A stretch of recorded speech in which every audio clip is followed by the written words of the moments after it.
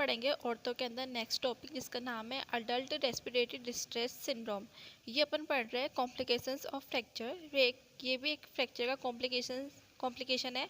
इसके पहले की वीडियो में अपन ने देखा था कि जो कॉम्प्लिकेशंस है फ्रैक्चर्स को, उनको 3 टाइप से क्लासीफाई किया है, जिसमें से सेकंड टाइप था उसका अर्ली कॉम्प्लिकेशंस।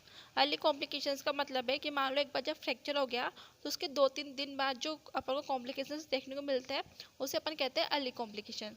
तो इसके अंदर आता है ARDS, मतलब एक्यूट रेस्पिरेटरी डिस्ट्रेस सिंड्रोम। तो अपन इसकी बात कर रहे हैं यहाँ पर, एक्यूट रेस्पिरेटरी डिस्ट्रेस सिंड्रोम। तो इसका मतलब क्या होता है ना, adult respiratory distress syndrome can be sequentially of trauma with subsequent shock। अपन ने पहले बात किया था कि यहाँ पर एक अपन ने पढ़ा था हाइपोवोलेमिक शॉक, जो कि ब्लड के लॉस होने के कारण हुआ था।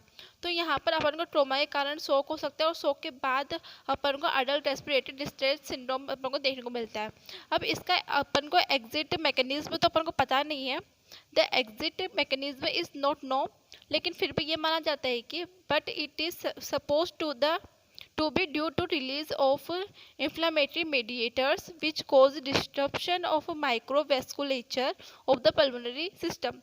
तो यहाँ पर ये लिखा है कि इसका एग्जिट मैकेनिज्म तो हमें पता नहीं है कि ये अडल्ट रेस्पिरेटरी डिस्ट्रेस सिंड्रोम क्यों हो रहा है, लेकिन फिर भी ये माना जाता है कि जो इन्फ्लामेटरी मीडिएटर्स रिलीज होते हैं उसके कारण से अडल्ट रेस्पिरेटरी डिस्ट्रेस सिंड्रोम होता है। तो ये किस तरह से होता है, इन्फ्लामेटरी मीडिएटर्स के रिलीज होने के कारण जो पल्मोनरी सिस्टम, मतलब disturbance of microvasculature of the pulmonary system, तो जो कि यहाँ पे ये लिखा हुआ है वेस्कुलेचर में डिस्टर्बशन आ जाता है, जिस कारण से अपन को यहाँ पे ARDS अपन को देखने को मिलता है।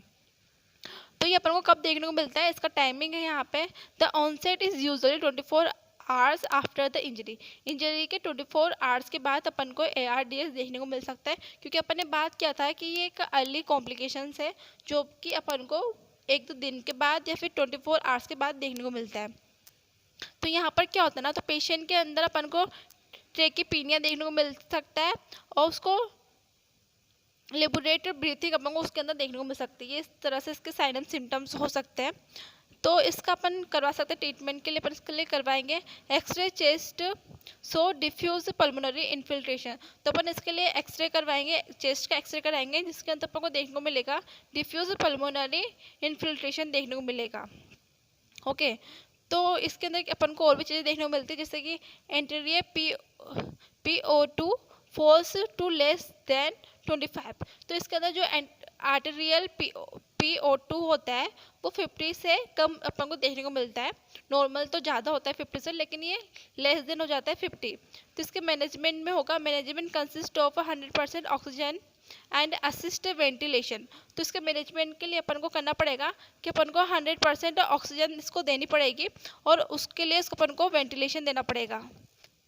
उसके बाद यहाँ पर लिखा हुआ है it's takes from 4 to 7 days for the chest to clear and the patient returns to normal।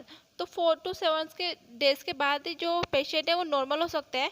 If not, अगर पेशेंट नॉर्मल नहीं होता है तो इसके आगे लिखा हुआ है इफ़ नो डिटेक्ट अर्ली, अपन ने इसको अर्ली डिटेक्ट नहीं किया है तो पेशेंट कंडीशन एंटीरियोरेट्स रैपिडली।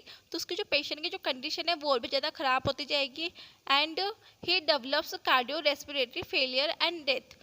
तो इस कारण से अपन ने उसका जल्दी डिटेक्शन नहीं किया, उसका ट्रीटमेंट जल्दी स्टार्ट नहीं किया, तो अपन को यहाँ पर देखने को मिल सकता है कि उसके अंदर कार्डियोवैस्कुलर फेलियर डेवलप हो जाएगा और फेलियर हो सकता है और उसके बाद उसकी डेथ भी हो सकती है। तो ये काफ़ी बड़ा कॉम्प्लिकेशन एक अडल्ट रेस्पिरेटरी डिस्ट्रेस सिंड्रोम, एक तरह का कॉम्प्लिकेशन है जो कि अपन को फ्रैक्चर्स के कारण अपन को देखने को मिल सकता है।